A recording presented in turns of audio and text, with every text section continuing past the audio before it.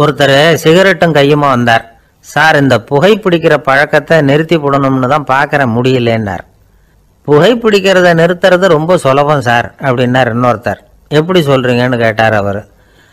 நான் கூட ஏற்கனவே 10 தடவை அந்த பழக்கத்தை நிறுத்தி இருக்கிறேன் சார் அப்படின்னார் இவர். இதுலேருந்து என்ன தெரியுது? புகைப்பழக்கத்தை திடீர்னு விட்டு விடுறதுங்கிறது ரொம்ப கஷ்டம்னு தெரியுது. இருந்தாலும் இது சம்பந்தமான ஆராய்ச்சி, அனுபவம், இது ரெண்டையும் அடிப்படையாக வச்சு சில வழிமுறைகளை சொல்கிறாங்க. அதாவது புகைப்பிடிக்கிறத நிறுத்துறதுக்கு 10 வழிகள் உண்டு அப்படின்னு சொல்கிறாங்க. அது என்னங்கிறது தெரிஞ்சுக்கிட்டா உபயோகப்படுதான்னு பார்க்கலாமே. முதல் கருத்து என்னன்னா, கொஞ்ச நாளைக்கு புகைப்பிடிக்கிற நண்பர்களை விட்டு விலகி இருக்கணும். இதனால் புகைப்பிடிக்கிற ஆசை குறையும். அந்த பழக்கத்தை மறுபடியும் ஆரம்பிக்கப்படாதுங்கிற எண்ணம் உறுதிப்படும். ரெண்டாவது கருத்து, புகைப்பிடிக்கிறதை எதிர்த்து தீவிரமாக பிரச்சாரம் செய்ய ஆரம்பிச்சிடணும். அது அடுத்தவங்களுக்கும் உபயோகப்படும், உங்களுக்கும் உபயோகப்படும். உங்கள் உள்ளுணர்வை அது தூண்டும், உங்களை உறுதி கொள்ள வைக்கும். மூன்றாவது கருத்து என்னன்னா, தினமும் 2 தடவை குளிக்கணும். எப்படி தெரியுமா? முதல்ல வெது வெதுப்பான தண்ணீர், அப்புறம் குளிர்ந்த தண்ணீர், இப்படி மாறி மாறி குளிக்கணுமா. நாலாவது கருத்து, உடற்பயிற்சிகள் செய்யணும். மூச்சு வாங்குற மாதிரியான பயிற்சிகள் ரொம்ப நல்லதான். பிராணாயாமம் அப்படிங்கிற மூச்சு பயிற்சி ரொம்ப நல்லதுங்கிறாங்க. அப்புறம் ஐந்தாவது கருத்து, சாப்பாடு மிதமாக இருக்கணும், சீராக இருக்கணும். பச்சை காய்கறிகள், பழங்கள் சாப்பாட்டில் சேர்த்துக்கலாம். அடிக்கடி கொஞ்சம் கொஞ்சமாக சாப்பிட்டு ரத்தத்தில் சர்க்கரையின் அளவை பராமரிக்கணும். இது நரம்புகளை அமைதிப்படுத்தும். ஆறாவது கருத்து என்னன்னா, ரொம்ப நேரம் பசியோடு இருக்கக்கூடாது. புகைப்பிடிக்கிறத நிறுத்த முயற்சி செய்யும் பொழுது எடை குறைப்பு நடவடிக்கைகளை மேற்கொள்ளக்கூடாது. ஏழாவது கருத்து, காப்பி, தேநீர், மதுபானம், அப்புறம் போதைப் பொருள்கள் கலந்த உணவுகள் இதெல்லாம் வேணாம். புகைப்பிடிக்கிறத அதெல்லாம் ஊக்கப்படுத்தும். கடுகு, மிளகு, அப்புறம் காரமான பொருள்களை தவிர்க்கணும். உப்பு அளவை குறைக்கணும். தினமும் 10 கோவலை தண்ணீராவது குடிக்கணும். வெறும் தண்ணி புகைப்பிடிக்கிற ஆவலை தணிக்குதான். எட்டாவது கருத்து, கையில் சிகரெட்டு, புகையில ஏதாவது இருந்தால் உடனே தூக்கி எறிஞ்சிருங்க. அது கையில் இருக்கிற வரைக்கும் புகைப்பிடிக்கிற ஆசை வந்துக்கிட்டே இருக்கும். 9வது கருத்து என்னென்னா, இறை நம்பிக்கை உள்ளவங்க புகைப்பிடிக்கிற எண்ணம் வர்றப்போவெல்லாம் பிரார்த்தனை செய்ய ஆரம்பிச்சுடலாம். 10வது கருத்து, உங்களுக்கு ரொம்பவும் வேண்டியவங்க யாரோ அவங்கக்கிட்ட எல்லாம் நீங்கள் புகைப்பிடிக்கிறத நிறுத்தி விட்டதா சொல்லிவிடுங்க. இந்த 10 வழிகளையும் கடைபிடிக்க ஆரம்பிச்சுட்டா புகைப்பிடிக்கும் பழக்கத்தை நிறுத்தி விடலாம் அப்படின்னு சொல்கிறாங்க அனுபவப்பட்டவங்க. முயற்சி பண்ணி பார்க்கலாம். ஒரு முக்கியமான இடத்துல நின்றுக்கிட்டு இருந்தார் ஒருத்தர். அங்கே இன்னொருத்தர், ஏன் சார் இந்த இடத்துல சிகரெட் பிடிக்கலாமா அப்படின்னு அனுமதி கேட்டார். இந்த இடத்துல சிகரெட் பிடிக்கக்கூடாதுங்க அப்படின்னாரு இவர். நீங்கள் இப்படி சொல்கிறீங்க, ஆனால் இந்த இடத்துல கீழே நிறைய சிகரெட் துண்டுகள் கிடக்குதே, அவங்கெல்லாம் யார்? அவங்கெல்லாம் உங்கள் மாதிரி என்கிட்ட அனுமதி கேட்காதவங்க அப்படின்னாராம் இவர். ஒரு பெரியவர்கிட்ட பேசிக்கிட்டு இருந்தேன். அவர் என்கிட்ட ஒரு கேள்வி கேட்டார். திருடர்கள் எத்தனை வகை தெரியுமா உனக்கு அப்படின்னார். இதுதான் அவர் கேட்ட கேள்வி. எதுக்காக என்ன பார்த்து அந்த கேள்வி கேட்டாரு தெரியல. இருந்தாலும் நான் அவருக்கு பதில் சொன்னேன். திருடர்களில் எத்தனையோ வகை உண்டுங்க. கார் திருடன், சைக்கிள் திருடன், முகமூடி திருடன், எப்படி சொல்லிகிட்டே போகலாம். இருந்தாலும் என்னுடைய சிற்றறிவுக்கு எட்டின வரையில் திருடர்களை 2 வகையாக பிரிக்கலாம் அப்படின்னு நினைக்கிறேன். ஒன்று ராத்திரியில் திருடுற திருடன், இன்னொருத்தன் பகலில் திருடுற திருடன். அதாவது பகல் திருடன், ராத்திரி திருடன் அப்படின்னு. பெரியவர் சிரிச்சார். என்ன சிரிக்கிறீங்களே, என்ன கள்வர்கள் 4 வகை அப்படின்னு ஆரம்பித்தார். எப்படின்னு கேட்டேன். சாப்பாட்டுக்கு இல்லாமல் திருடுறாங்க பாருங்க, அது ஒரு வகையான். சாப்பாட்டுக்கு இருந்தும் திருடுறாங்க பாருங்க, அது ஒரு வகையான். இதை தவிர இன்னும் ஒரு 2 வகை திருட்டு உண்டு. அது என்னன்னா, ஆண்டவன் கிட்ட இருந்து நாம திருடுற திருட்டு, இன்னொன்று என்னன்னா நம்ம கிட்ட இருந்து ஆண்டவன் திருடுற திருட்டு அப்படின்னார். எனக்கு ஒன்றும் புரியல. என்ன சார் இது, ஆண்டவனையே திருடன்னு சொல்றீங்களே அப்படின்னு ஆச்சரியமா. ஆமாங்க, ஆண்டவனை கல்வன்னு சொல்றது இல்லையா? காஞ்சிபுரத்துக்கு பக்கத்தில் திருக்கார்வனம் அப்படின்னு ஒரு ஊர் இருக்கு. அங்கே உள்ள பெருமாளுக்கு கல்வர்னு தான் பேர். அது மட்டும் இல்லை, திருமங்கையாழ்வார் தம்முடைய திரு நெடுந்தாண்டகத்தில் கார்வனத்துள்ளாய் கல்வா அப்படின்னு தான் அழைக்கிறார் அப்படின்னு நிறைய உதாரணம்லாம் சொல்ல ஆரம்பித்தார். அதுக்கப்புறம் அவர்கிட்ட பேசி நான் புரிஞ்சுக்கிட்ட விவரங்களை தான் நான் இப்போ உங்ககிட்ட சொல்ல போகிறது. அதாவது அவர் சொன்ன முதல் வகை திருடர்கள் சாப்பாட்டுக்கு இல்லாம திருடுறவங்க. இவங்களை திருத்தி போடலாம். சாப்பாட்டுக்கு இருந்தும் பணம் சேர்க்கணுங்கிற ஆசையால பொய் கணக்கெல்லாம் எழுதுறாங்க பாருங்க, அவங்க தான் 2வது வகை. 3வது வகை திருட்டு தான் மிகப்பெரிய திருட்டு. இறைவனுக்கு சொந்தமானதை நம்முடையதுன்னு நினைக்கிற திருட்டு. எது இறைவனுக்கு சொந்தமானது அப்படின்னா ஆத்மா. பகவானுக்கு சொந்தமான ஆத்மாவை நம்முடையதுன்னு நினைக்கிறது தான் அந்த மாபெரும் திருட்டு. இதுக்கு பேர் தான் ஆத்மாபகாரமா. சரி, இதுக்கு பரிகாரம் என்ன? எல்லாம் இறைவனுடையது, நமக்கு ஒன்றும் இல்லை அப்படின்னு நினைக்கிறது தான் இதுக்கு பரிகாரம். இதெல்லாம் இருக்கட்டும். 4வது திருட்டு ஒன்று சொன்னோம்ல, ஆண்டவன் நம்மகிட்ட இருந்து திருடுறது. அது எப்படி? ஆண்டவனை கல்வன்னு சொல்றாங்க, அது சரி. அவர் என்னத்தை திருடினார்? இப்போ இன்னொருத்தருக்கு சொந்தமான ஒன்றை எடுத்து வச்சுக்கிறது தான் கள்ளத்தனம். ஆனா ஆண்டவன் எடுத்துக்கிட்டோம்னா இருக்கிறது எல்லாமே அவனுக்கு சொந்தம். அப்படி இருக்கிறப்போ அவரை எப்படி கல்வன்னு சொல்றது? இது என்ன புரியாம இருக்குது அப்படின்னு சொல்லி பார்த்தா அதுக்கும் விளக்கம் சொல்றாங்க அவங்க. அதாவது ஆண்டவனுக்கு உருவமே கிடையாது, அருவமா இருக்கிறவன், அதாவது உருவம் இல்லாம இருக்கிறவன். அப்படி உள்ள பகவான் நம்மள மாதிரி உருவத்தில் இருக்கிறான். நம்மள மாதிரியே கையை காலு மூக்கெல்லாம் இருக்குது ஆண்டவனுக்கு. இந்த உருவம் நம்ம கிட்ட இருந்து திருடினது தானே. அவன் தன்னுடைய உண்மையான திருமேனியை நமக்கு காட்டாம, அதாவது தரிசனம் கொடுக்காம இருக்கிறது கள்ளத்தனம் தானே. அதனால்தான் இதுவும் ஒரு பெரிய திருட்டு, இருக்கிறதுலேயே மிகப்பெரிய திருட்டு அப்படிங்கிறார். என்கிட்ட பேசிக்கிட்டு இருந்தார், இந்த விஷயம்லாம் சொல்லிட்டு இருந்தாரு அந்த பெரியவர். அதாவது திருட்டை ஆன்மீக நோகத்துல அவர் பார்க்கிறார்.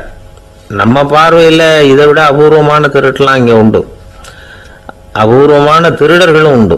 ஒரு திருடன் சிறையிலிருந்து விடுதலையாகி வெளியில போனான். கொஞ்ச நாள்ல மறுபடியும் திரும்பி ஜெயிலுக்கு வந்துட்டான். அப்போ சிறை அதிகாரி அவனுக்கு அறிவுரை சொன்னாராம். ஏன்பா இப்படி அடிக்கடி தப்பு பண்ணிவிட்டு ஜெயிலுக்கு வந்துடுறிய, உனக்கு சொந்த பந்தம் எதுவும் இல்லையா? உனக்கு அப்பா அண்ணன் தம்பிகள் அவங்க கூட எல்லாம் சேர்ந்து வாழணுங்கிற ஆசை இல்லையா அப்படின்னு கேட்டிருக்கார். அவங்களோட சேர்ந்து வாழணுங்கிற ஆசை எனக்கு நிறைய உண்டுங்க சார் அப்படின்னு நானும். அவன் அப்புறம் எதுக்கு இப்படி ஜெயிலுக்கு வந்துடுற அப்படின்னாரான் அவரு. அவங்க எல்லாருமே இங்கே தானே சார் இருக்காங்க அப்படின்னு நானான். அவன், ஐயா உங்க பேரை தொடர்ந்து தினம் கேட்டுக்கிட்டு இருக்கிறேன் அப்படின்னாரு ஒருத்தர். தொடர்ந்து கேட்குறீங்களே, உங்களுக்கு காது வலிக்கலையா அப்படின்னு கேட்டோம். பேசுகிற உங்களுக்கே வாய் வலிக்கல அப்படிங்கிறப்போ கேட்குற எங்களுக்கு எப்படி காது வலிக்கும் அப்படின்னார்.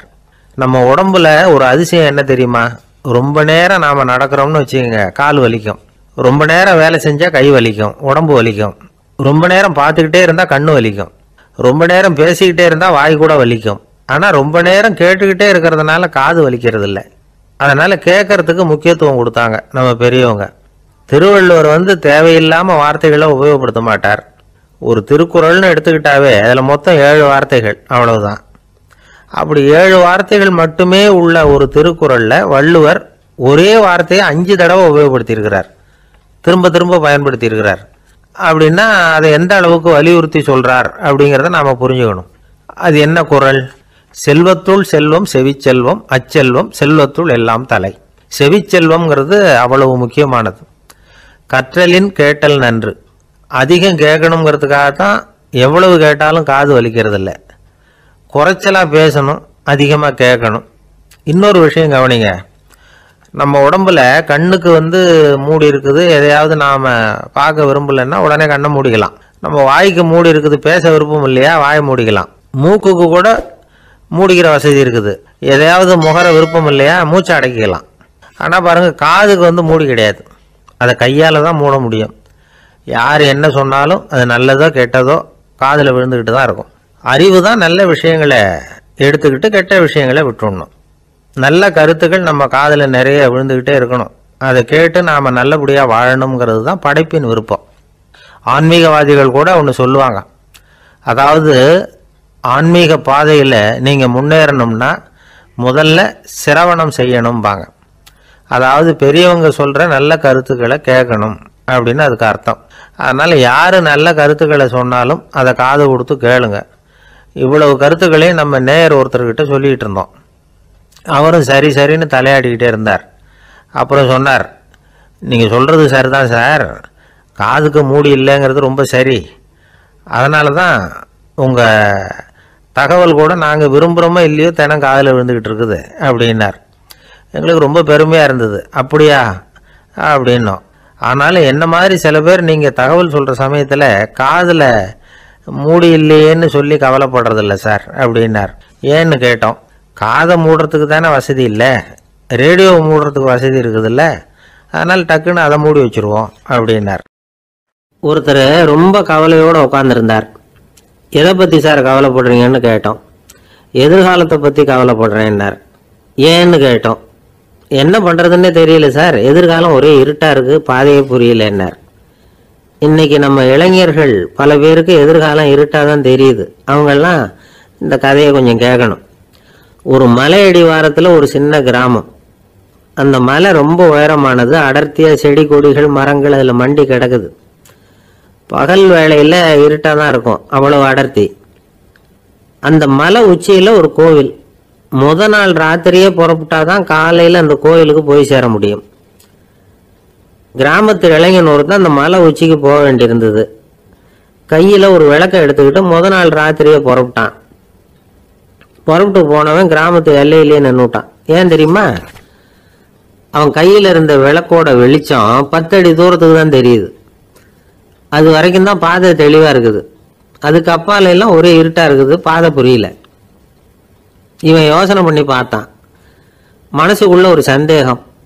10 அடி தூரம் தானே வெளிச்சம் தெரியுது, அப்படின்னா நாம் 10 அடி தூரம் தானே போக முடியும். அதுக்கு அந்தாண்ட ஒரே இருட்டாக இருக்குது, அதில் எப்படி நாம் நடந்து போகிறது?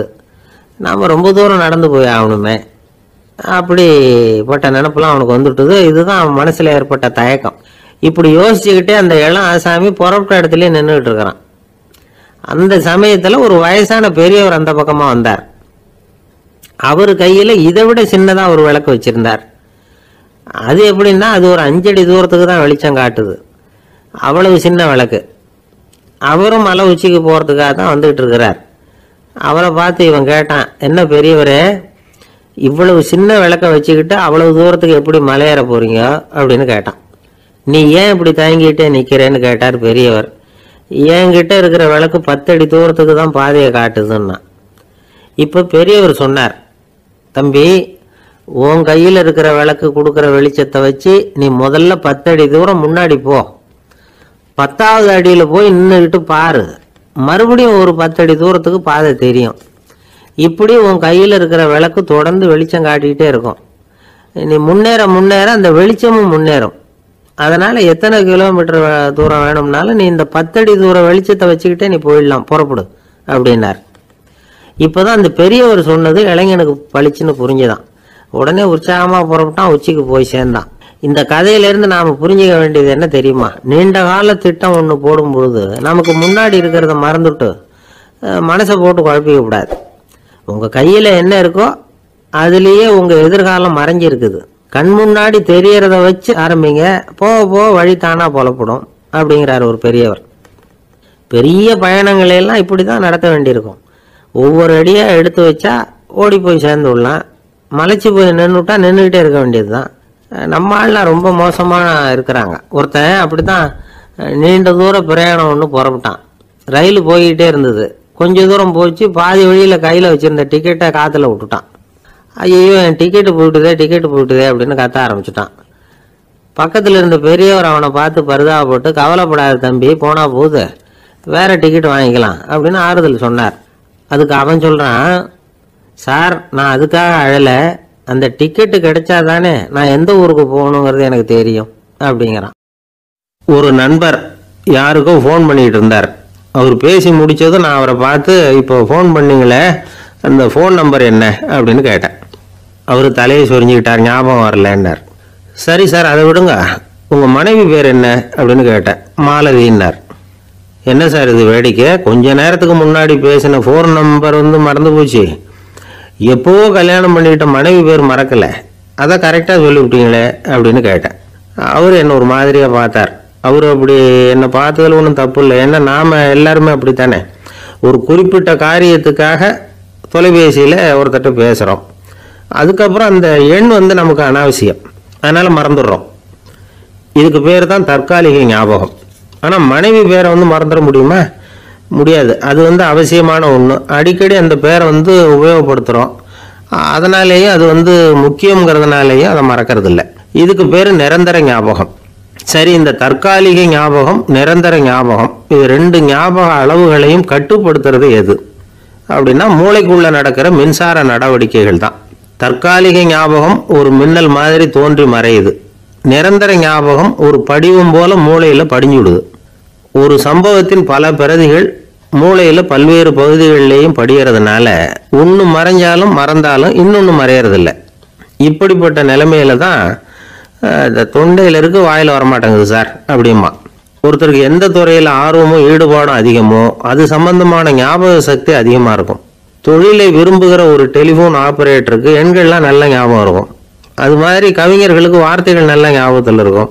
இது ஒரு பக்கம் இருந்தாலும் ஒரு மூளை வந்து எண்களை விட எழுத்துக்களை விட படங்களை ரொம்ப சுலபமாக ஞாபகத்தில் வச்சுக்குது. புரிஞ்சுக்கிற தன்மை, அனுபவம், புத்தி கூர்மை இது கூடி குறையிறத பொறுத்து ஞாபக சக்தியும் ஏறும் இறங்கும். இப்போ உதாரணத்துக்கு ஒரு பையனுக்கு படித்தது எதுவும் ஞாபகத்தில் இல்லைன்னா அவன் அதை சரியாக புரிஞ்சுக்கலன்னு அர்த்தம். இந்த மறதிங்கிறது எந்த சமயத்தில் ஒரு பிரச்சனை ஆகுது தெரியுமா? உங்களுக்கு வேண்டியப்பட்ட ஒருத்தரை ஞாயிற்றுக்கிழமை சாயந்தரம் சரியாக 5 மணிக்கு கடற்கரைக்கு வர சொல்லிவிட்டு அந்த நேரத்தை மறந்துவிட்டா அது பரவாயில்ல, வர சொன்னதையே மறந்துவிட்டா தான் நிலைமை மோசம்னு அர்த்தம். இப்படி இருந்தால் இது வந்து சிகிச்சை எடுத்துக்க வேண்டிய நிலைமைங்கிறத புரிஞ்சுக்கணும். ஆமாம், இதுக்கும் மருந்து இருக்குது. ஆனால் மூளை வந்து குறிப்பிட்ட அளவுக்கும் கீழே இயங்குறப்போவோ இன்னொன்று சொல்லுவாங்க, இந்த நியூரோ டிரான்ஸ்மிட்டர் அப்படின்னு சொல்லுவாங்க. அப்படிங்கிற மூளை ரசாயனம் ரொம்பவும் குறைஞ்சி போகிறப்போ மட்டும்தான் உபயோகப்படும். டாக்டர் என்ன சொல்கிறாங்க தெரியுமா?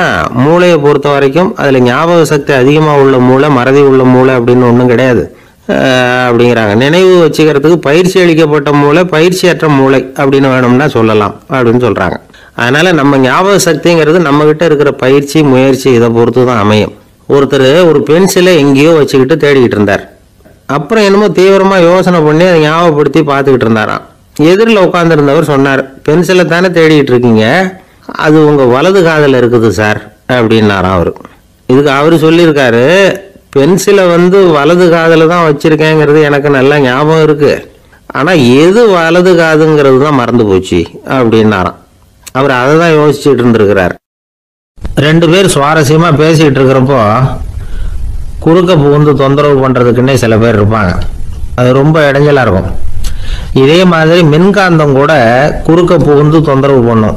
கடைசியில் அது ஒரு பெரிய இடைஞ்சலில் கொண்டாந்து விட்டுரும். சில வீடுகளில் கேபிள் கனெக்ஷன் இல்லாமல் சில தனியார் டிவி காட்சிகள் தெரியும். அதுக்கு என்ன காரணம்னா இந்த மின்காந்த குறுக்கீடு தான் காரணம். இதைத்தான் சுருக்கமாக இஎம்ஐ அப்படின்னு சொல்கிறாங்க. அதாவது எலக்ட்ரோ மேக்னெட்டிக் இன்டர்ஃபியரன்ஸ். இது ஏற்படக்கூடிய இடங்கள் எது எதுன்னு எடுத்துக்கிட்டா அது ஒரு பெரிய பட்டியலாகவே போயிடும். இந்த இஎம்ஐ தொந்தரவு வந்து கேபிள் டிவியில் மட்டும்தான் இல்லை, ராக்கெட் ஏவுதளத்தில் உள்ள ரேடார்கள், அங்கே உள்ள சில சக்தி வாய்ந்த தொலைத்தொடர்பு சாதனங்கள், விமான தளங்களில் உள்ள ரேடார்கள், கப்பல் தளங்களில் பொருத்தப்பட்டிருக்கக்கூடிய சக்தி வாய்ந்த ஆண்டனாக்கள், இப்படி நிறைய சொல்லலாம். காவல் நிலையங்களில் பயன்படுத்தப்படுகிற வயர்லெஸ் தொடர்பு சாதனங்கள் கூட ஓரளவுக்கு இந்த மின்காந்த அலைகளை வந்து வெளியிடும். நம்ம வீட்டில் உட்காந்துக்கிட்டு ரேடியோ கேட்டுக்கிட்டு இருப்போம் அல்லது டிவி பார்த்துக்கிட்டு இருப்போம். அந்த சமயத்தில் பக்கத்து தெருவில் ஒரு மோட்டார் சைக்கிள் அல்லது காரு, குறிப்பாக பெட்ரோல் இன்ஜின், அது போகிறப்போ அதில் உள்ள மின்கலத்தில் வந்து அதாவது மேக்னெட்டோ பேட்டரியிலிருந்து வெளிப்படுகிற மின்காந்த அலை இங்கே வந்து டிவியிலையும் ரேடியோவிலையும் கரகரப்பு உண்டு பண்ணும். சரி, இது வந்து பெருசாக என்ன இடைஞ்சலை உண்டு பண்ணிட போகுது அப்படின்னு நாம் அலட்சியமாக நினைக்கலாம். வயசானவங்களுக்கு மறதி நோயின்னு ஒன்று வரும்ல, அல்ஷமீர், அதாவது மூளையில் உள்ள செல்கள் வந்து செயலிழந்து போயிடுறது, அது செய்ய வேண்டிய வேலையை மறந்துடும். மனைவியே எதிரில் வந்து நின்னா கூட உன்னை எங்கேயோ பார்த்தது மாதிரி தெரியுதே அப்படின்னு சொல்லிட்டு இருப்பாங்க. அப்படி ஒரு மறதி. இந்த விசித்திரமான நோய்க்கு இதுவரைக்கும் மருந்தே இல்லைன்னு வேற சொல்றாங்க. இந்த மைக்ரோ ஓவன் அப்படின்னு சொல்லக்கூடிய சமையல் அடுப்புகள் கூட மின்காந்த அலைகளை வந்து வெளியிடுது. சமயத்தில் சில தொழிற்சாலைகளில் கூட பெரிய விபத்துக்களை இந்த இஎம்ஐ உண்டு பண்ணிவிடும். இதை பற்றி தீவிரமாக சிந்திக்க ஆரம்பிச்சதே ஒரு விபத்துக்கு பிறகுதான். அமெரிக்காவுக்கும் வியட்நாமுக்கும் இடையில போர் நடந்தது. அந்த சமயம் அமெரிக்காவுக்கு சொந்தமான விமானம் தாங்கி கப்பல் ஒன்று வியட்நாமை தாக்கிறதுக்கு தயாராக ஏவுகணைகளோட கடல்ல நிறுத்தி வைக்கப்பட்டிருந்தது. தற்செயலாக அந்த பகுதியில் கப்பல் தொலைத்தொடர்பு பகுதிக்கு அருகில் ஊடுருவிய அந்த சக்தி வாய்ந்த ரேடியோ அலைகள் ஏவுகணையில் இருந்த மின்னணு சர்க்கியூட்டை பூர்த்தி செஞ்சு வச்சுட்டுது. அவ்வளவுதான், ஏவுகணை அங்கேயே வெடிச்சு சிதறி போச்சு. 130 பேர் அந்த இடத்துலயே உடல் கருகி செத்து போட்டாங்க. ஏகப்பட்ட பொருள்கள் நாசம். இந்த விபத்துக்கான காரணம் என்னங்கிறத உடனடியாக யாராலையும் கண்டுபிடிக்க முடியல. ரொம்பவும் கடுமையாக முயற்சி பண்ணி கடைசியாக கண்டுபிடிச்சாங்க, இது இந்த இஎம்ஐ வேலை தான் அப்படின்னு. மின்னணு தொலைபேசிகள் இருக்கு, இதில் பேசும்பொழுது நம்ம காதை அதாவது செவியை ஊடுருவக்கூடிய மின்காந்த அலையானது மூளைக்கு போய் அங்கே மூளை கட்டிகளை உருவாக்க ஊக்கம் கொடுக்குது அப்படின்னு வேற கண்டுபிடிச்சிருக்கிறாங்க. இந்த இஎம்ஐ ரொம்ப குறைஞ்ச மின்காந்த அழுத்தத்தில் நமக்கு எந்த பாதிப்பையும் ஏற்படுத்துறதில்லை. மின்காந்த அலைகள் அழுத்தத்தோடு இருக்கிற இடங்கள்ல ரொம்ப நேரம் இருந்தோம்னா நம்ம உடம்பின் வெப்பநிலை 2 டிகிரி செல்சியஸ் வரைக்கும் அதிகரிக்குதாம். அதனால வெப்பநிலையை சீராக்கிறதுக்கு இதய துடிப்பும் அதிகரிக்குது. இப்படிலாம் கண்டுபிடிச்சிருக்கிறாங்க. இப்பெல்லாம் இந்த மின்காந்த குறுக்கீடுகளை தடுக்கிறது எப்படி அப்படின்னு விஞ்ஞானிகள் யோசனை செய்ய ஆரம்பிச்சிருக்கிறாங்க. இந்த விஷயத்துல அலட்சியமா இருந்தோம்னா எதிர்காலத்துல நிறைய பேருக்கு இந்த ஞாபக மறதி நோய் வந்துடும். அப்புறம் அது ரொம்ப கஷ்டமா போயிடும். ஒரு குடும்ப தலைவர் தன் மனைவியை பார்த்து, யார் நீ, உன்னை எங்கேயோ பார்த்தது மாதிரி இருக்குது அப்படின்னு சொல்லிட்டு இருந்தார். உடனடியாக அவரை போய் பார்த்தேன். வாங்க டாக்டர்கிட்ட போகலாம் அப்படின்னு. அவர் என்னை தனியாக அழைச்சிட்டு போய் காதோட காதாக மெதுவாக சொல்கிறார், இதை பார்ப்பா, என் கையில் பணம் இல்லாத போகலாம் அப்படி மறதி நோய் வந்துட்டது மாதிரி நடிச்சுக்கிட்டு இருப்பேன், அவ்வளவுதான், அதை நீ கண்டுக்காத அப்படின்னார். தானத்தில் சிறந்தது எது அப்படின்னு ஒரு கேள்வியை கேட்டு, தானத்தில் சிறந்தது நிதானம் அப்படின்னு அதுக்கு ஒரு பதிலும் சொல்கிறவங்க உண்டு. நிதானம் ரொம்ப அவசியம். அதுவும் இன்றைய உலகத்துக்கு ரொம்ப அவசியம். இன்றைக்கி உலகம் ரொம்ப பரபரப்பாக போய்கிட்டு இருக்குது. பொறுமையாக இருக்கணும்னு நினைக்கிறவங்களால கூட அப்படி இருக்க முடியறதில்ல. பொறுமையை சோதிக்கிறது மாதிரி பல சம்பவங்கள், அதையெல்லாம் சந்திச்சே தீர வேண்டியிருக்குது. எங்கே போனாலும் க்யூவில் நிற்க வேண்டியிருக்குது. எங்கே போனாலும் காத்துக்கிட்டு இருக்க வேண்டியிருக்கு. ஆஃபீஸ்லேயோ வீட்லேயோ கூட நீங்கள் நிதானமாக பொறுமையாக நடந்துக்க தெரியலன்னா உங்களுக்கு சிடுமூஞ்சி, முசுடு இப்படிலாம் பேர் வச்சுருவாங்க. அது உங்களுக்கு தேவையா? சரி, வாழ்க்கையில் பொறுமைசாலின்னு பேர் வாங்கிறதுக்கு என்ன வழி? முதல் பாயிண்ட், நீங்கள் நினைக்கிறது, எதிர்பார்க்கறது, செய்கிறது எல்லாமே 100% கரெக்டாக நடக்கணும்னு ஆசைப்படக்கூடாது. எதுவாக இருந்தாலும் அதில் ஓரளவுக்கு தவறு நடக்கலாம் அப்படிங்கிறத எதிர்பார்த்தே இருக்கணும். ஓரளவுக்கு அதை அனுமதிக்கணும். ஒரு நண்பரை 6 மணிக்கு ஒரு இடத்துக்கு வர சொல்லியிருக்கிறீங்க. 6 மணிக்கு அவர் வரலை. உடனே பொறுமை இழந்து நடந்துக்கக்கூடாது. ஒரு 10 நிமிஷம் டிலே ஆகலாம். ஒரு வர்ற வழியில் பஸ்ஸு கூட ஏதாவது டிராஃபிக்கில் மாட்டியிருக்கலாம். அதெல்லாம் எதிர்பார்த்தே கொஞ்சம் காத்திருக்கிறதுல ஒன்றும் தப்பு இல்லை. சில சமயம் டிலே ஆகிறது கூட நல்லதாக முடியும். ஒரு பஸ்ஸை தவற விட்டுட்டு, ஐயோ கொஞ்சம் ஒரு 2 நிமிஷம் முன்னாடி வந்திருந்தா பிடிச்சிருக்கலாமே அப்படின்னு தவிச்சிக்கிட்டு இருப்பாங்க சில பேர். அடுத்தபடியாக வர்ற பஸ்ஸு நேரடியாக நீங்கள் போக வேண்டிய இடத்துக்கே கொண்டு போய் விடுற பஸ்ஸாக கூட இருக்கலாம். அது உங்களுக்கு முன்னாடி தெரியாதுல்ல. சில நெருக்கடியான சூழ்நிலைகளை தமாஷா எடுத்துக்கிறதுக்கு பழகிக்கணும். சில இடங்களுக்கு போகிறப்ப காத்திருக்கிறதுக்கு நம்ம மனசை தயார்படுத்திக்கிட்டே போகணும். ஒரு ரயிலுக்கோ பஸ்ஸுக்கோ அல்லது விமானத்துக்கோ கப்பல் பிரயாணத்துக்கோ போகிறப்போ அங்கே போய் நீங்கள் மணிக்கணக்கில் கூட காத்துக்கிட்டு தான் இருக்கணும். புறப்படுற நேரம் கூட மாறலாம். நீங்கள் போய் சேர்ந்ததும் அது உடனே புறப்படணும்னு கட்டாயமாக என்ன? அது மாதிரி சமயத்தில் படிக்கிறதுக்குன்னு சில சுவாரஸ்யமான புத்தகங்களையும் கையில் எடுத்துக்கலாம். உங்களை சுற்றி எவ்வளவோ சுவாரஸ்யமான சம்பவங்கள் நடந்துக்கிட்டு இருக்குதுல்ல, அதையெல்லாம் வேடிக்கை பாருங்கள். எதுக்காக காத்துக்கிட்டு இருக்கிறோமோ அந்த காரியத்தில் உண்மையாகவே நமக்கு ஒரு அக்கறை இருந்தால் நமக்கு போர் அடிக்காது. சில கோயில்களில் பார்த்துருப்பீங்க, தரிசனத்துக்காக பக்தர்கள் நாள் கணக்கில் காத்துக்கிட்டு இருப்பாங்க. அவங்களெலாம் அழுத்துக்கிறது இல்லை. ஆண்டவனை தரிசிக்கணுங்கிற உண்மையான அக்கறை இருக்கிறதுனால அவங்களுக்கு போர் அடிக்கிறது இல்லை. ஆனால் சில சினிமா தியேட்டரில் கூட பார்க்கலாமே, சினிமா கியூ கூட அப்படி தான். சாயந்தரம் 6 மணி ஆட்டத்துக்கு காலம்பரம் 6 மணிக்கே போய் கூட காத்துக்கிட்டு இருப்பாங்க. அவங்களுக்கெல்லாம் போர் அடிக்காது, படம் பார்க்குற ஆர்வம். இன்னொரு முக்கியமான விஷயத்தை நாம் பழக்கப்படுத்திக்கணும். லிவ் ஃபார் தி மூமெண்ட் அப்படிங்கிறாங்க நிபுணர்கள்.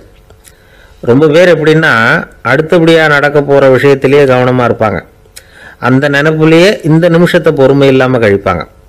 ஒருத்தர் இருக்கார், அவர் எப்படின்னா ஆஃபீஸ் முடியறதுக்குள்ளேயே சார் 5 மணிக்கெல்லாம் ரெடியாக இருங்க, நாம் அந்த ஹோட்டலில் போய் டிஃபன் சாப்பிட்ணும் அப்படின்னு 4 மணிலேருந்து சொல்லிகிட்டு இருப்பார்.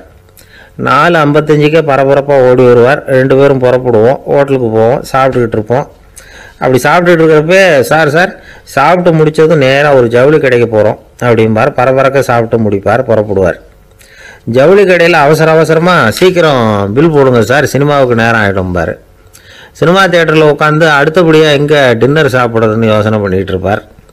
ராத்திரி படுக்கையில் விழுந்ததுக்கு அப்புறமும் நாளைக்கு காலையில் எழுந்திரிச்சதும் அதை பண்ணணும் இதை பண்ணணும்னு திட்டம் போட்டுக்கிட்டே இருப்பார். அதாவது எப்போவும் அடுத்த நிமிஷம், அடுத்த நாள், அடுத்த வாரம், அடுத்த வருஷம், இதுதான் அவங்க சிந்தனை. இந்த நிமிஷம் என்ஜாய்மெண்ட்டை அவங்க இழந்துடுறாங்களாம். அதனால தான் வாழ்நாள் பூரா பொறுமையின்மை, அவஸ்தை, அல்லல். அதனால் நாம் எல்லாரும் வாழ்க்கையில் நிதானமாக இருக்கிறதுக்கு கற்றுக்கணுமா. அதுக்காக இந்த நிதானத்துக்கு வேறு விதமான அர்த்தம் பண்ணிக்கக்கூடாது. ஒருத்தர் அப்படித்தான் ஒரு தடவை அவருடைய குதிரை காணாமல் போயிட்டு தான். அதுக்காக அவர் கவலைப்படலை, நிம்மதியாக இருந்தார், சந்தோஷமாக இருந்தார். என்ன சார் இது, உங்கள் குதிரை திருட்டு போயிட்டுதுங்கிறீங்க, நீங்கள் கவலைப்படாமல் இருக்கிறீங்களே அப்படின்னு கேட்டாங்களாம். அதுக்கு அவர் சொல்லியிருக்கார், நல்ல வேலை சார், கட்டியிருந்த குதிரை காணாமல் போயிருக்குது. நான் அது மேலே உட்காந்துருக்கிற சமயம் அது காணாமல் போயிருந்ததுன்னா, திருட்டு போயிருந்ததுன்னா நானும் சேர்ந்துல காணாமல் போயிருப்பேன் அப்படின்னாராம். எவ்வளவு நிதானமான ஆள் பாருங்கள். ஒரு ஆள் இருந்தார், விலங்குகள் பேரில் அவருக்கு ரொம்பவும் பிரியம். அதனால் தன்னுடைய வீட்டில் ஒரு நாயை வளர்த்தார். அதே மாதிரி கழுதையையும் வளர்த்தார். அந்த கழுதை அவர் வீட்டு கொல்லை பக்கத்தில் நின்றுக்கிட்டு இருக்கும். ஏதாவது பொதி சுமக்கிற வேலை இருந்ததுன்னா அதை கவனிச்சிக்கும். அந்த நாய் வீட்டுக்குள்ளே இருக்கும். நாய்க்கு அந்த வீட்டில் ராஜ உபசாரம் தான். அதுக்கு அந்த வீட்டில் ஏகப்பட்ட மரியாதை. குளிக்கிறதுக்கு தனியாக சோப்பு, 2 வேளையும் பால், பிஸ்கட்டு, மத்தியானம் சாப்பாடு. அதுக்கு ஏதாவது உடம்பு சரியில்லைன்னா உடனே ஆஸ்பத்திரி வைத்தியம். ரொம்ப கொடுத்து வச்ச நாய். அந்த வீட்டு தலைவர் வெளியில் அப்படி நடைப்பயிற்சி போனால் கூடவே இதுவும் போகும். அவர் மட்டும் தனியாக எங்கேயாவது வெளியில் போயிட்டு வந்தால் வீட்டுக்கு வந்த உடனே அந்த நாய் அவர்கிட்ட ஓடி வரும். அப்படியே எழும்பி முன்னங்கால் 2ஐயும் அவர் தோள் மேலே போட்டுக்கும். அவர் சிரிச்சுக்கிட்டே தலையில் செல்லமாக தட்டுவார். அவர் ஈசி சேரில் சாஞ்சிக்கிட்டு டிவி பார்ப்பார், பேப்பர் படிப்பார். அப்போலாம் அந்த நாய் அவருடைய காலடியில் படுத்துக்கும். அப்போ கூட அவர் தலையை செல்லமாக தடவி கொடுப்பார். அந்த நாய் படுக்கிறதுக்குன்னே ஒரு மெத்தை, சில சமயம் அது அங்கே இருக்கிற மேஜை நாற்காலி மேலே கூட ஏறி விளையாடும். சோபாவில் ஏறி உட்காந்துக்கும். இவ்வளவு செல்வாக்காக வளர்ந்தது அந்த நாய். இதையெல்லாம் அந்த கழுதை பார்த்துக்கிட்டே இருக்குது கொல்லை பக்கத்தில் இருந்து. பார்த்துட்டு அது யோசிக்க ஆரம்பிச்சுதான், என்ன இது, இந்த வீட்டில் நாம தான் கழுதையாக உழைக்கிறோம், பொதி சுமக்கிறோம், நமக்கு ஒரு நல்ல சாப்பாடு கிடையாது, படுக்கை கிடையாது, ஒரு நாளாவது நம்ம தலையையோ முதுகையோ தடவி கொடுத்தது கிடையாது. ஆனால் அந்த நாய் இந்த வீட்டுக்காக ஒரு துரும்ப கூட அசைச்சதில்லை. அதை போய் இந்த வீட்டில் உள்ளவங்க இப்படி தலையில் வச்சு தாங்குறாங்களே அப்படின்னு யோசிச்சுதான் அந்த கழுதை. ரொம்ப நேரம் யோசிச்சுவிட்டு அதுக்கப்புறம் ஒரு முடிவுக்கு வந்திருக்குது. சரி, இனிமேல் நாமளும் அந்த நாய் மாதிரியே நடந்து பார்ப்போம், அது மாதிரியே பிஹேவ் பண்ணுவோம், அப்போவாவது நமக்கும் அந்த மரியாதை கிடைக்குதா பார்க்கலாம் அப்படின்னு ஒரு திட்டம் போட்டுது மனசுக்குள்ள. உடனே அந்த திட்டத்தை செயல்படுத்தவும் ஆரம்பிச்சுது. அதாவது அந்த வீட்டில் அந்த நாய் என்னென்ன செய்யுதோ அதையெல்லாம் இதுவும் செய்ய ஆரம்பிச்சுட்டுது. அந்த வீட்டு எஜமான் எங்கேயோ வெளியில் சுற்றிவிட்டு ரொம்ப அசந்து போய் வீட்டுக்கு திரும்பி வந்துகிட்டு இருந்தான். உடனே இந்த கழுதை என்ன பண்ணுச்சு தெரியுமா, அவங்ககிட்ட ஓடி போச்சு. ஓடி போய் அந்த நாய் என்ன பண்ணுமோ அது மாதிரியே பண்ணிச்சு. அதாவது அந்த ஆள் தோல் மேலே தன்னுடைய முன்னங்கால் 2ஐயும் தூக்கி போட்டுவிடுது. அந்த ஆள் பயந்து போயிட்டான். அவனுக்கு ஒன்றும் புரியல, இது ஏன் இப்படி பண்ணுதுன்னு கொஞ்சம் ஒதுங்கி நின்னான். இது அவனை சுற்றி சுற்றி வருது, நாய் மாதிரி வாழை ஆட்டிக்கிட்டே சுற்றி சுற்றி வருது கழுதை. அவன் கிடுகிடுன்னு வீட்டுக்குள்ளே ஓடினான். இதுவும் பின்னாடியே ஓடிச்சு. அங்கே போய் நாய் மாதிரியே மேஜை நாற்காலி மேலே ஏறி குதிச்சு விளையாட ஆரம்பிச்சுட்டுது. சோபாவில் ஏறி உட்காருது. மேஜையில் இருந்த சாமான்லாம் கீழே விழுந்து உடையுது. கழுதை மேஜை மேலே ஏறி குதிச்சா என்னத்துக்கு ஆகும்? அந்த ஆள் பார்த்தான், சரி இந்த கழுதைக்கு என்னமோ ஆயிட்டுது அப்படின்னு முடிவு பண்ணான். ஒரு நல்ல கயரா பார்த்து கொண்டான்னா அது கால்லையும் கழுத்துலையும் கட்டினான். தரன்னு இழுத்துட்டு போனான். அடித்து கொல்லை பக்கத்தில் கட்டி போட்டுட்டான். அண்ணா ஆகாரம் எதுவுமே கொடுக்கல, பட்னி போட்டுட்டான். இப்போ அந்த கழுதை யோசனை பண்ணி பார்க்குதான், என்ன இது, நம்ம எஜமானுக்கு இன்னைக்கு என்ன ஆயிட்டுது இப்படி? அந்த நாய் பழகிறது மாதிரி தானே நாமளும் பழகணும். ஆனால் இந்த மனுஷன் நாயை அடிக்கலை, ஆனால் நம்மளை அடிக்கிறான். இப்படி கொண்டாந்து கட்டி போட்டானே, என்ன காரணமாக இருக்கும் அப்படின்னு யோசனை பண்ண ஆரம்பிச்சுட்டு தான் அந்த கழுதை. எதுக்கு இந்த கதைன்னா, இது மாதிரியே நாம கூட சில சமயம் யோசிக்கிறது உண்டாம். இயல்புல இருந்து மாறி நடக்க ஆரம்பிச்சிட்டோம்னா பல சமயங்கள்ல இப்படி யோசிக்கிறது மாதிரி தான் ஆயிடும். அதனாலதான் ஒரு மனுஷன் எப்படி நடந்துக்கணுமோ அப்படி நடந்துக்கிட்டாதான் நமக்கு மரியாதை. வெறி நாய் கடிச்சுட்டா மனுஷன் அது மாதிரியே ஆயிடுறான். பாத்தீங்களா, அவனோட இயல்பு மாறி போடுது. ஒருத்தனை பார்த்து இன்னொருத்தன் கேட்டானா, வெறி நாய் உன்னை கடிச்சுட்டா நீ என்ன பண்ணுவ அப்படின்னு கேட்டிருக்கான். நான் உடனே பேப்பரும் பேனாவும் கேட்பேன் நானா. இவன் ஏன் உயில் எழுதுறதுக்கான்னு கேட்டிருக்கான். அவன் இல்ல, நான் யாரையெல்லாம் கடிக்கணும்னு ஒரு லிஸ்ட் தயார் பண்ணணும்ல, அதுக்காக அப்படின்னு. வாய் விட்டு சிரிச்சா நோய் விட்டு போகும் அப்படின்னு சொல்றது உண்டு. அது என்ன வெறும் அலங்காரத்துக்காக சொன்ன வார்த்தையா, இல்ல அர்த்தத்தோட சொன்ன வார்த்தையா அப்படின்னு யோசிச்சா அதுல நிஜமாவே அர்த்தம் இருக்குதுன்னு தான் தெரியுது. ஆதாரபூர்வமா அதுக்கு சில நிரூபணங்களும் இருக்குது. நார்மன் கசின்ஸ் அப்படின்னு ஒருத்தர் இருந்தார். அவர் ஒரு அமெரிக்க பத்திரிகை ஆசிரியர். அவருக்கு ஏதோ ஒரு விதமான அழற்சி நோய், இன்ஃப்ளமேஷன் டிசீஸ். அது டாக்டர்கள்லாம் அதுக்கு என்ன விதமான வைத்தியமும் கிடையாது அப்படின்னு சொல்லி பல இதெல்லாம் பார்த்துட்டு கடைசியாக சொல்லிவிட்டாங்க, அதுக்கு வைத்தியமே இல்லைன்ட்டாங்க. டாக்டர்கள் தான் சொல்லிவிட்டாங்களே, அதனால இது இப்படியே இருந்துட்டு போகட்டும் அப்படின்னு விட்டுற வேண்டியது தானே. ஆனால் அவர் அப்படி நினைக்கல. உடனே அவர் என்ன பண்ணார்னா, ஆஸ்பத்திரி ரூமை காலி பண்ணார். ஹோட்டலில் போய் ஒரு ரூம் எடுத்துக்கிட்டார். அங்கே போனார். தினமும் அவருக்கு பிடிச்ச தமாஷான படங்களை எல்லாம் டிவியில் போட்டு பார்த்துக்கிட்டு இருந்தார்.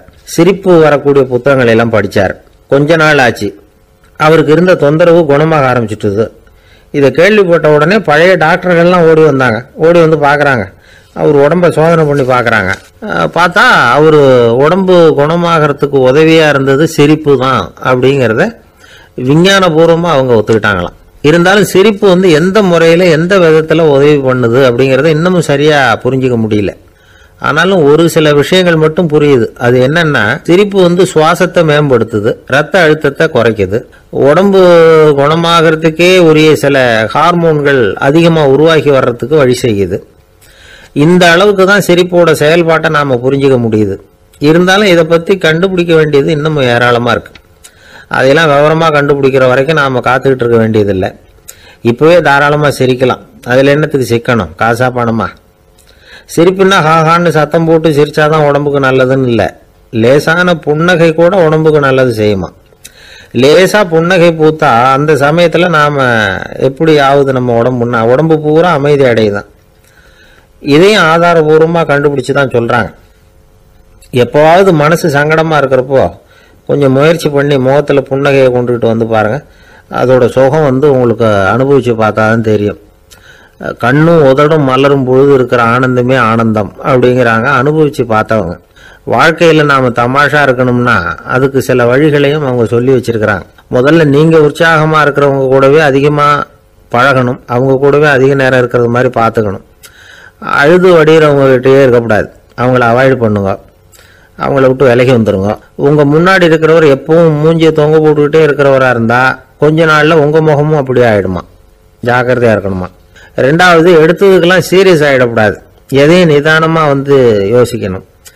அடுத்தவங்க நம்மளை மதிக்கணுங்கிறதுக்காக நாம் பகட்டாக நடந்துக்கிறதுக்கு ஆசைப்படக்கூடாது. உங்களுக்கு பிடிச்ச தமாஷான வீடியோ படங்கள், புத்தகங்கள் இதையெல்லாம் லிஸ்ட்டு போட்டுக்கிட்டு முடிஞ்ச அளவுக்கு வாங்கி சேர்த்து வீட்டுக்குள்ளேயே ஒரு லைப்ரரி உண்டாக்கிக்கலாம். ஒரு பெரிய பிஸ்னஸ் மேன், ரொம்ப வெற்றிகரமாக பிஸ்னஸ் பண்ணுறவராம். அவர் எப்படின்னா அடிக்கடி ரயிலில் பிரயாணம் பண்ணுறப்போ நியூஸ் பேப்பரை வச்சுக்கிட்டு ரொம்ப சுவாரஸ்யமாக படிச்சுக்கிட்டே போகிறான். நியூஸ் பேப்பரில் அப்படி என்ன சுவாரஸ்யமான விஷயம் அப்படின்னு எட்டி பார்த்தா அதுக்குள்ளே ஒரு காமிக் புஸ்தகத்தை வச்சுக்கிட்டு படிச்சுக்கிட்டு இருப்பாராம். என்னங்க அப்படின்னு கேட்டால், என் மனசு லேசாக இருக்கிறதுக்கு இது ரொம்ப உதவியாக இருக்குது அப்படின்னு பாரான். அது ஒரு பக்கம் இருக்கட்டும். சிரிப்புன்னா எல்லா விதமான தமாஷும் உடம்புக்கு நல்லதுன்னு நினைச்சிடக்கூடாதான். ஜேம்ஸ் கரோல் அப்படிங்கிற அமெரிக்க உளவியல் நிபுணர் என்ன சொல்றாரு தெரியுமா? அடுத்தவங்களை குறை சொல்றது, கேலி பண்றது, நையாண்டி பண்றது, இது மாதிரியான நகைச்சுவையெல்லாம் நல்லது செய்யறது இல்லைங்கிறார் அவர். அடுத்தவங்களை தொந்தரவு பண்ணாத ஜோக்குகள் தான் எப்பவும் நல்லது. யாராவது ஜோக்கு சொன்னால் தாராளமாக சிரிக்கணும். ஒருத்தர் வந்தார், இன்னொருத்தரை கூட அழைச்சிக்கிட்டு என்கிட்ட காட்டினார். அவர் தன்னுடைய முகத்தை ரொம்ப சீரியஸாக வச்சுக்கிட்டு இருந்தார். என்னங்க விஷயம் அப்படின்னு விசாரித்தோம். வந்தவர் எங்களை பார்த்து சொன்னார், சார் இவர் கூட ஒரு பெரிய ப்ராப்ளம்னார். என்னன்னு, ஏதாவது ஒரு ஜோக்கு சொன்னால் உடனே சத்தம் போட்டு சிரிக்க ஆரம்பிச்சுடுறார் சார் அப்படின்னார். ஜோக்கை கேட்டுட்டு சிரிக்க ஆரம்பிச்சா அது ப்ராப்ளம் இல்லையே அப்படின்னு சொன்னோம். சிரிக்க ஆரம்பிக்கிறது ப்ராப்ளம் இல்லை சார், ஆனால் அப்படி ஆரம்பிக்கிற சிரிப்பை அதுக்கப்புறம் நிறுத்தவே மாட்டேங்கிறார். நாள் கணக்கில் அது பாட்டுக்கு போயிட்டு இருக்கு, அதுதான் ப்ராப்ளம் அப்படின்னார் அவர். பொங்கல் திருநாள். பொங்கல் திருநாள்னா இது ஏதோ அறுவடை திருநாள் அப்படின்னு சொல்லுவோம். அதாவது வருஷம் பூரா நாம் பாடுபட்டு அதனுடைய பலனை அனுபவிக்கிற நாள் அப்படிங்கிறது நாம் சொல்லிகிட்டு இருக்கிறது. இது முக்கியமாக இது ஒரு நன்றி அறிவிப்பு நாள் அப்படின்னு சொல்லுவாங்க. இன்றைக்கி நிறைய நன்றி அறிவிப்பு கூட்டம்லாம் நடந்துக்கிட்டு இருக்குல்ல, அது மாதிரி விவசாயிகள் நடத்துகிற ஒரு நன்றி அறிவிப்பு விழா இது. யாருக்கு நன்றி சொல்கிறாங்கன்னா ஆதவனுக்கு. அதாவது சூரியன் இல்லைன்னா விவசாயம் இல்லை. அதனால் ஆதவனுக்கு நன்றி செலுத்துகிற நாளாக இந்த பொங்கல் திருநாளை நாம் கொண்டாடுறோம்.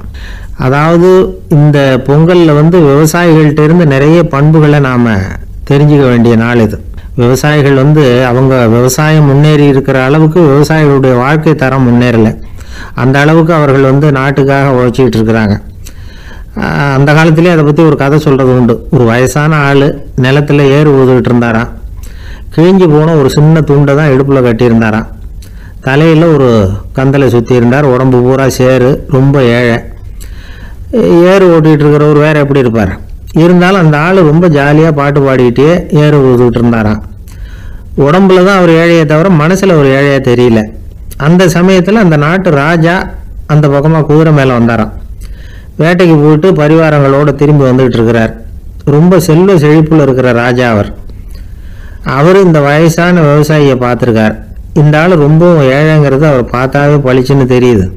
கட்டிக்கிறதுக்கு நல்ல துணி இல்லை, உடம்போ இழைச்சி போயிருக்குது, வயிறு முதுகில் போய் ஒட்டிகிட்டு இருக்கு, கண்ணு குழி விழுந்து போயிருக்குது. ஆனாலும் முகத்தை பார்த்தா சந்தோஷமாக இருக்கிற மாதிரி இருக்குது. இவ்வளோ உற்சாகமாக பாடிக்கிட்டு இருக்கிறாரே அப்படின்னு ஆச்சரியமாக நினச்சி பார்த்தார் அந்த ராஜா. சரி, அவர்கிட்ட கொஞ்சம் பேச்சு கொடுத்து பார்க்கலாம் அப்படின்னு முடிவு பண்ணார். ஐயா பெரியவரே, இப்படி கொஞ்சம் வர முடியுமான்னாராம். பொழுது போகிறதுக்குள்ளே நான் இந்த வயல் பூரா உழவு ஓட்டி ஆகணும், அதனால் பேசுகிறதுக்கு நேரம் இல்லை அப்படின்னாராம் அந்த பெரியவர். என்ன அவ்வளவு அவசரமா? மீதி இருந்தால் நாளைக்கு ஊதவக்கூடாதா? அது சரி, உனக்கு எத்தனை ஏக்கர் நிலம் இருக்குது அப்படின்னு விசாரிச்சிருக்கார் ராஜா. எனக்குன்னு சொந்தமாக உள்ளங்கை அளவு கூட நிலம் கிடையாது. இது எங்கள் முதலாளியோட நிலம். இதை பூராவும் ஊது முடித்தாதான் அவர் கூலி கொடுப்பார். நான் கூலிக்கு ஊதுகிட்டு இருக்கிறேன். உங்ககிட்ட பேசிக்கிட்டு இருந்தால் அவருக்கு துரோகம் பண்ணது மாதிரி ஆகிடும் அப்படின்னாராம். ராஜா குதிரையை விட்டு கீழே இறங்கினார். வரப்பில் நடந்து அந்த பெரியவர்கிட்டே போனாராம். சரி, ஒரு நாள் பூரா ஊதான் உனக்கு எவ்வளவு கூலின்னு கேட்டிருக்கார். 8 அணா கூலி கிடைக்கும்னாராம் அவர். இது ரொம்ப காலத்துக்கு முன்னாடி நடந்த ஒரு சம்பவங்கிறதுனால அப்போ 8 அணா கூலிங்கிறது ரொம்ப பெருசு. இருந்தாலும் அதுவும் அந்த ராஜாவுக்கு பெரிய கூலியாக தெரியல. இவ்வளவு தானா, இதை வச்சுக்கிட்டு நீ எப்படி காலம் தள்ளுற அப்படின்னாராம். ஒன்றும் கவலை இல்லை அப்படின்னாராம் அவர். ராஜாவுக்கு ரொம்ப ஆச்சரியமாக போச்சு. 8 அணா கூலி வாங்குற இந்த ஆள் கவலை இல்லாமல் இருக்கிறார், ஏராளமான வசதியோடு இருக்கிறன்னா கவலை இல்லாமல் வாழ முடியலையே அப்படின்னு நினச்சி பார்த்துருக்கார். அது சரி, 8 அணாவில் எப்படி குடும்பம் நடத்துகிற அப்படின்னு கேட்டாராம். எனக்கு கிடைக்கிற 8 அணாவில் 2 அணா குடும்பத்துக்கு செலவழிக்கிறேன், 2 அணா பழைய கடனுக்கு கொடுக்குறேன், 2 அணா தர்மம் செய்கிறேன், 2 அணா வட்டிக்கு கொடுக்குறேன், ஒரு குறையும் இல்லைன்னாராம். ராஜாவுக்கு ஒன்றும் புரியல. எனக்கு ஒன்றும் புரியலேன்னு இருக்கார். ஐயா, எனக்கும் என் மனைவிக்கும் 2 அணா செலவாகுது. வயசான அம்மா அப்பா இருக்கிறாங்க, சின்ன வயசில் என்னை காப்பாற்றினவங்க அவங்க. அந்த கடனுக்கு 2 அணா செலவாகுது, அது பழைய கடன். என் தங்கச்சி ஒருத்தி ஆதரவு இல்லாத நிலைமையில் தன்னுடைய மகனோட என் வீட்டில் இருக்கிறா. அவளுக்கும் அவள் மகனுக்கும் 2 அணா செலவு பண்ணுறேன், அது தர்மம். எனக்கு 2 பிள்ளைங்க இருக்கிறாங்க, அவங்களுக்கு 2 அணா செலவு பண்ணுறேன், அது வட்டிக்கு கொடுக்கறது மாதிரி. பிற்காலத்தில் அவங்க எங்களை காப்பாற்றுவாங்க. அந்த வகையில் நான் திருப்தியோடு வாழ்ந்துக்கிட்டு இருக்கிறேன் அப்படின்னாராம். ராஜாவுக்கு அர்த்தம் புரிய ஆரம்பிச்சுதான். அந்த பெரிய நிலத்தை விலை கொடுத்து வாங்கி அந்த பெரியவருக்கே தானமாக கொடுத்துட்டாராம். இப்போ ஊதவருக்கே நிலம் சொந்தமாயிட்டுது. அன்னையிலேருந்து அரசனுக்கும் ஆறுதல் கிடைச்சிதான். இப்படி ஒரு கதை சொல்லுவாங்க. 8 அணா வருமானத்தை வச்சுக்கிட்டு எப்படி காலத்தை தள்ளுறதுன்னு சொல்கிறதுக்காக இந்த கதையை சொல்கிறதாக யாரும் தப்பாக நினச்சிக்க கூடாது. கிடைக்கிறத எப்படி பங்கு போடுறார், எப்படி திருப்தியாக வாழறார் அப்படிங்கிறது தான் முக்கியம். அது மாதிரி இன்றைக்கு இந்த பொங்கல் திருநாளில் உழவர்கள் மனசு மகிழ்ச்சியாக இருந்ததுன்னா அது எல்லாரும் மகிழ்ச்சியாக இருக்கிறது மாதிரி அர்த்தம். அதனால் அவர்கள்ட்டேருந்து நாம் பாடம் கற்றுக்கணும். சில உழவர்கள் தங்கள் நிலத்தில் விளையிறத தாங்கள் சாப்பிட மாட்டாங்க, அடுத்தவங்கள்ட்ட விற்றுட்டு சந்தையில் போய் வேறு அரிசி வாங்கிட்டு வந்து தான் இவங்க சாப்பிடுவாங்க. அப்படிப்பட்ட விவசாயிகள்லாம் இது உண்டு. பங்கிடுகிற பண்பை உழவர்கள்ட்ட இருந்து கற்றுக்கொள்ளுங்கள் அப்படிம்பாங்க. ஒரு ஆள் நிம்மதியாக மகிழ்ச்சியாக இருந்தானா உங்கள் நிம்மதிக்கும் மகிழ்ச்சிக்கும் என்ன காரணம்னு கேட்டிருக்கார் இன்னொருத்தர். என்கிட்ட இருந்தது பூராவையும் என் பிள்ளைங்களுக்கு சமமாக பங்கு போட்டு கொடுத்துட்டேன், எனக்குன்னு எதுவுமே வச்சுக்கல, அதுதான் நிம்மதிக்கு காரணம்ன்றிருக்கான். உங்ககிட்ட இருந்தது எவ்வளவு இருந்தது அப்படின்னு கேட்டிருக்காரு அவர். மொத்தமாக ஒரு 50,000 ரூபா இருக்கும் அப்படின்னு இருக்கான். அவ்வளவும் பணமாகவே இருந்ததா அப்படின்னு கேட்டிருக்காங்க அவங்க. இல்லைங்க, அவ்வளவும் கடன், அதை தான் பிரித்து கொடுத்துருக்கேன் பிள்ளைங்க கிட்ட அப்படின்னு நானும். அவன்